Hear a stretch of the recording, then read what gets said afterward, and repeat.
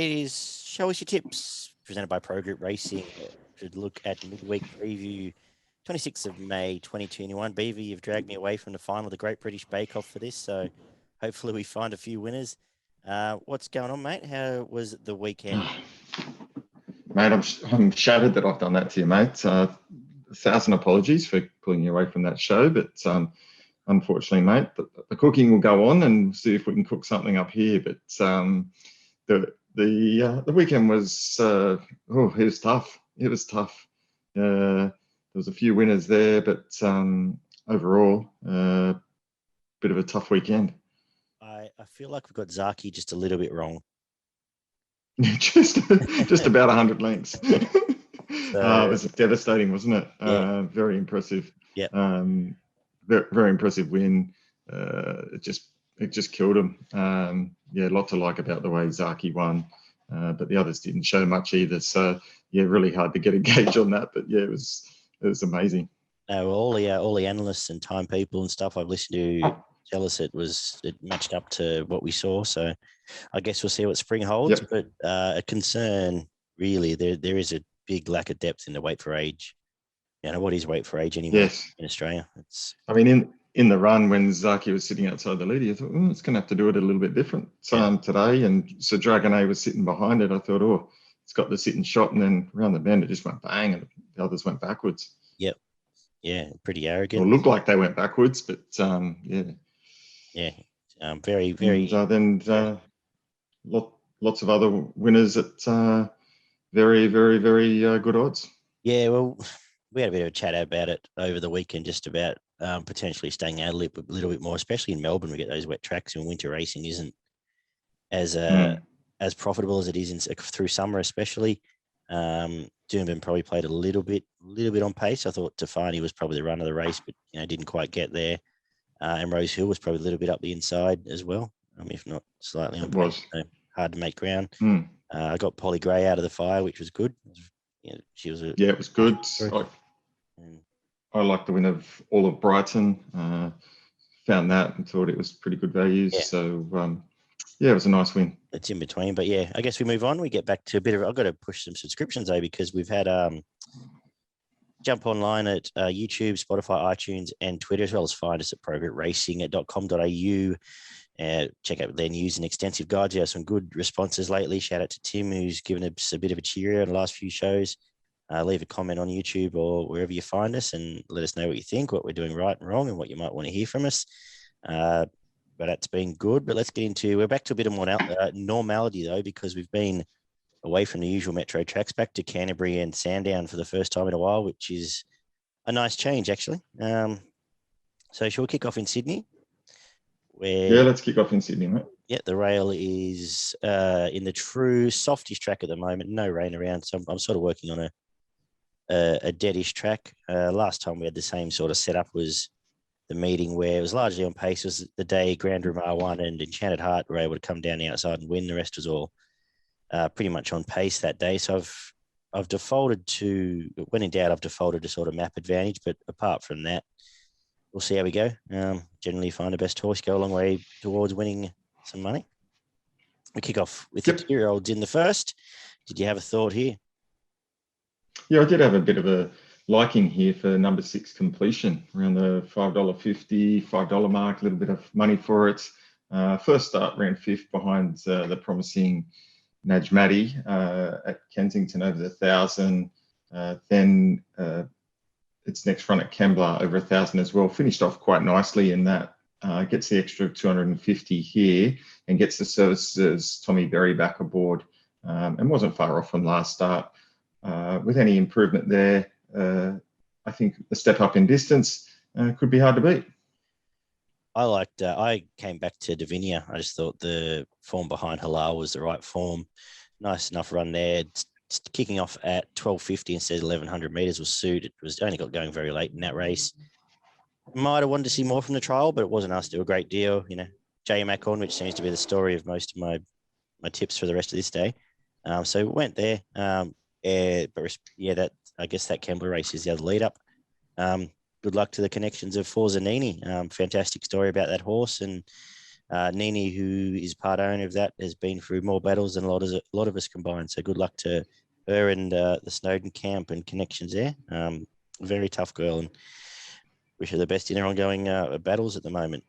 We get to race 2, which is the boys' version, the 1250 for the Colts and Geldings. I was happy to sit out this. Did you ever thought from the trialers here? No, look, I thought it was hard to get a gauge on the trialers here. There's a few that are a little bit fancied in the market, so I stayed out here. Thought it was just a little bit too tricky. Fair enough. We'll get to race 3, 1550 benchmark 72. You dipping your toe in the water, even? Yeah, I'm going to back up on Azaman as I backed and tipped last start. It was a nice win. Looked to be a little bit, had to be stoked up just before the bend last start, but once it hit its straps, it really hit the line nice. Does go up about 4 kilos in weight, which could test it, but James McDonald, pretty average field, drawn okay, should be hard to beat. Yeah, that was a very average lead up. It was the older horses race, but it's a mare off the breakthrough now did that pretty well.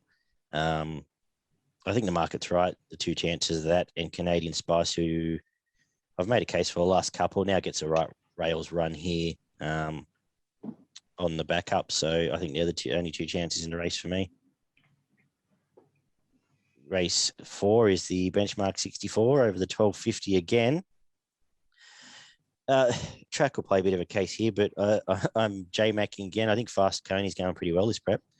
It finished off nicely. Its last 2 just nabbed late by Catanabia, who I guess we'll get to later again, who won well there. And it is the only concern is a lot of this form we've spoken about is wet track back to dry track. But I'm saying that's probably a better lead up than the Osamu stuff and the others. So not a big field, hoping Fast Coney can be in the finish here. What do you reckon? I'm going to go for Osamu. I did tip it last start, and I think it was scratched. It's been short priced the last 2 starts. It finally broke through last start, gets 2 kilo claim here, which, weighted up to 63. So that suggests that it's on the ratings is a superior horse to these, gets a 2 kilo claim. Pretty foolproof, should probably jump in front and be hard to beat. So I think around the $4 mark's not a bad play. Yeah, cool. She's starting to become your Sydney Paulie Pruska, Nisham. Yes, starting to get some okay horses, it looks like. Well, as we said, got a pretty good one at least. One very good one. Yes. Benchmark 72 over the 1250 for the 4-year-olds and up is race number 5. How'd you go here? Yeah, I've gone for the number 3 here, Rangers, at the $6 mark. Look, I think third up really suits. It was a good win last start, hit the line well from coming just off the pace. Doesn't mind a little bit of sting out of the ground, and I think there's just some natural improvement here. I know Mudgee beat it first up, but I think the natural improvement here, getting to the third up after a spell, it just had a bit more scope here, and I think it'll be suited and prove hard to beat. Yeah, she's riding very well at the provincials, Alicia Collett too. So interesting to see how she brings that to town. I didn't particularly like the race. I'll have something if I bet it all, maybe on Key Largo on the 11-day backup, inside gate, Bowman, Sydney, Saturday form back to midweek. Before that, Chase the Move, who we've seen that from hold up okay. Maybe a Bowman rail hugging cut right along the fence and snipe at the end sort of ride from last, if that's the place to be, is the only way I sort of could make an angle with this race. Beyond that, I didn't like a lot of the rest, a lot of provincial stuff there. 900 meter benchmark 64. I can't say I like this one much more. What about you? Yeah, look, I've gone for Sir Aglavale. Mm-hmm. I thought it was in need of the run first up. Prior to that, it had some pretty good form. I think it's New Zealand form. Trialled okay, 1600 first up, heavy track. gets out to 1900 now. Waller has just a habit of stepping these horses up and having them right to win races like this. I think its last run was pretty good, and I think there's going to be a lot of improvement in this horse, and I don't think this is a tough field. So again, a little bit of money floating around for it. Yeah, number 5 for me. Yeah, I particularly with these Waller ones, when he's not expecting them to do anything, they tend not to do anything. So he wouldn't have thought this is any chance till it gets to 19,000, and then they seem to improve very rapidly. So that's right. I like what you've said there. Beyond that, we've got I just thought the other bet I'd have would be the leader Azaria again, who won the lead up in the same course and distance 2 weeks ago. I know it was a big price here. It's still 20s. I'll have a small bet on that in case, again, the track's playing the same way. I don't really want to back any other horse in this race, maybe ever again. So, that's I like what you've done there. Race 7 is the boys benchmark 72 over the 1550. We've got the short price Canterbury again. You liked it first up. It was impressive enough. We're going to see the form through Fast Coney early in the day. Are you keen to back up? Yeah, I think if around the even money mark, looks hard to beat. I found it first up, and everything suggested that it's come back better than the last couple of preparations, and will continue to improve and take care of this lot. Agree. My best of the day. I think this is actually probably a weaker race, really. I think so too. So if it takes natural improvement from that, it'll be very hard to beat. I'm going to, as I've said, for progroutracing.com.au, make it my best of the day. Race 7, number 3, Cadnabia. And the one that beat home will be my value, Fast Coney, earlier in the day. How about you, Beaver? Yeah, my best bet of the day is Cadnabia as well in the 7th. And my value bet of the day at around the 550 mark is race 1, number 6, Completion. I like it. Let's head down south and look at Sandown Hillside. We're back to Sandown for the first time in a while. Rail is in the 8-metre mark. At the moment, it's a good 4, but there's rain about. Keep an eye on that. I assume that's going to hit. That'll tend to mean that once it does, we'll be looking for swoopers by the end of the day if that inside gives out. Couple of 2-year-old and lightly raced maidens in the first few races. Where do you want to kick off the day here?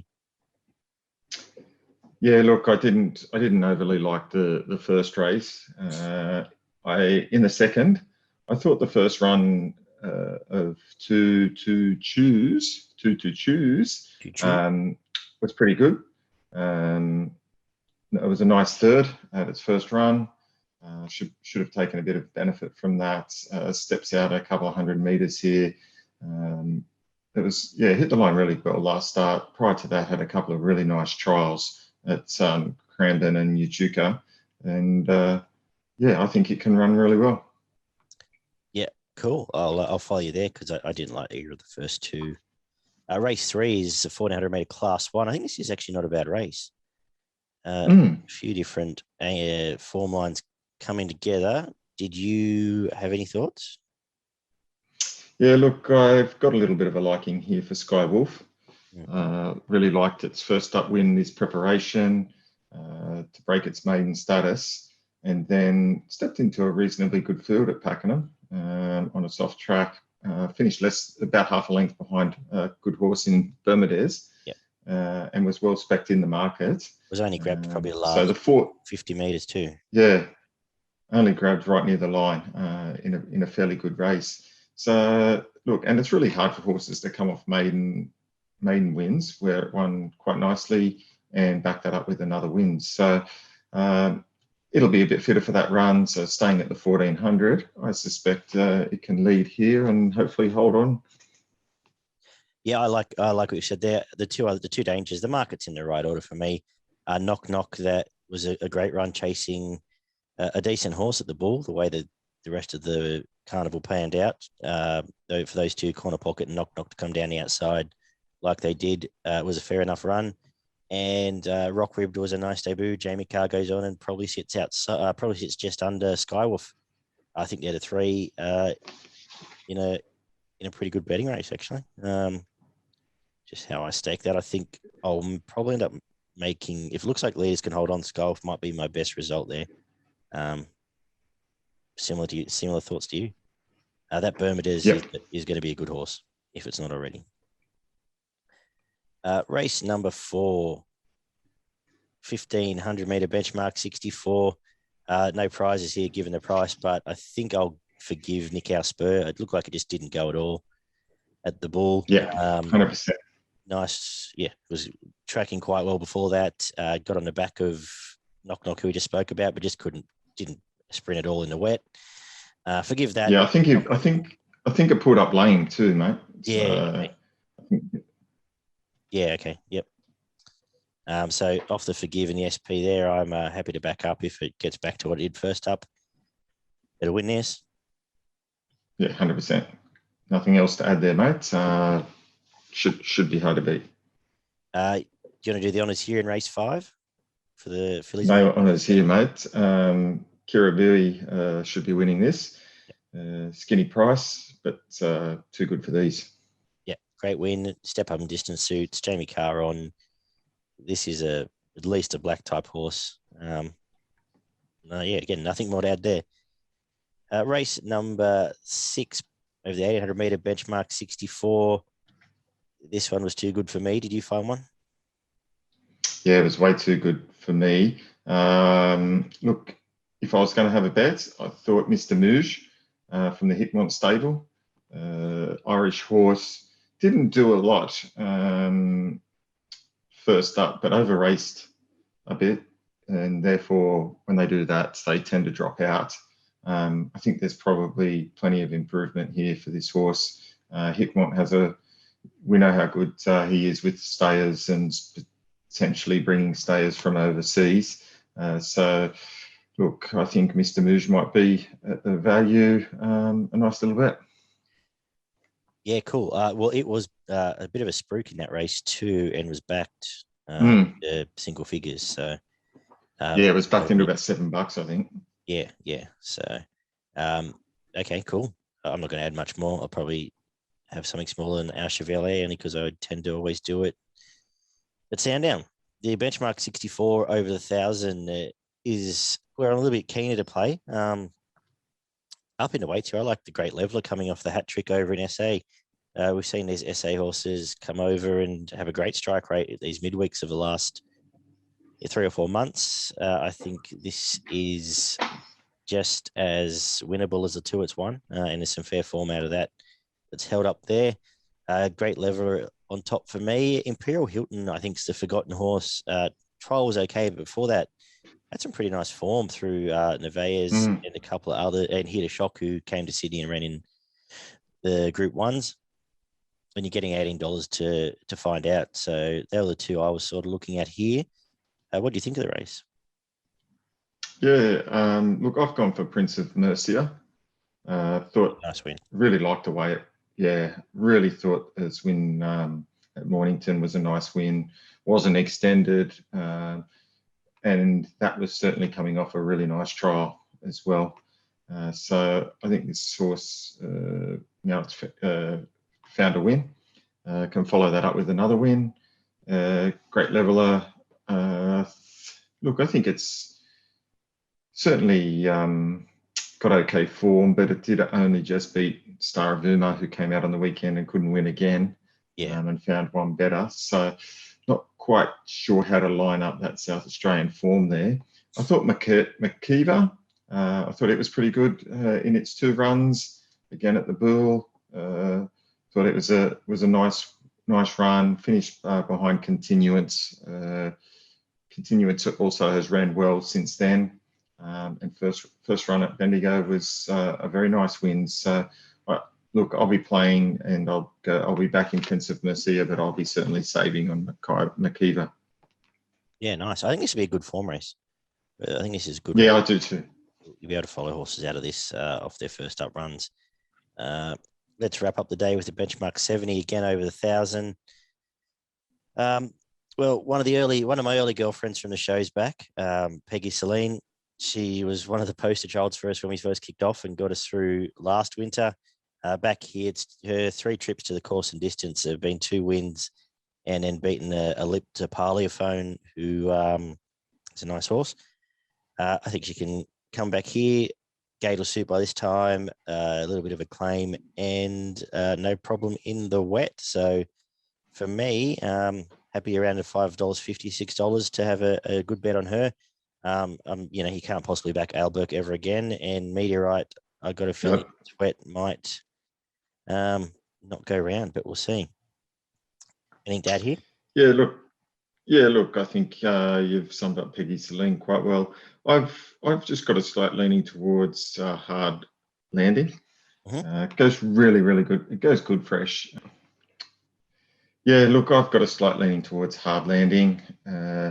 Its first up last prep was pretty good. It's won 2 out of 3.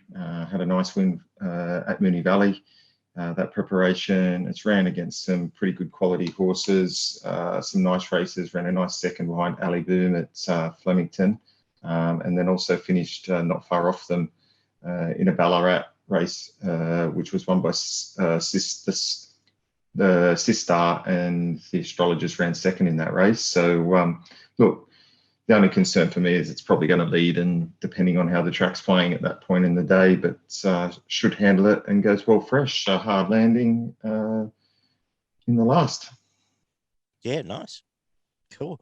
We'll wrap up for Progress Racing, wrap up your best and value at Sandown Hillside. Yeah, my best comes up in, I'm going to have it all up. I'm going to have race 4, number 2, Nick Our Spur, all into race 5, number 2, Kurabui, and my value bet is race 7, number 11, Prince of Mercia, about $6.50. Yeah, I like Kiribati as my best, as we've said, and I'll make Peggy my value of the day around the $6 mark. Race 8, number 12. Are you heading up north? What do you got for us up there? I've headed up north for us, mates. I've got a few up north for us tomorrow. Found a few things for us to have a bit of a bet on.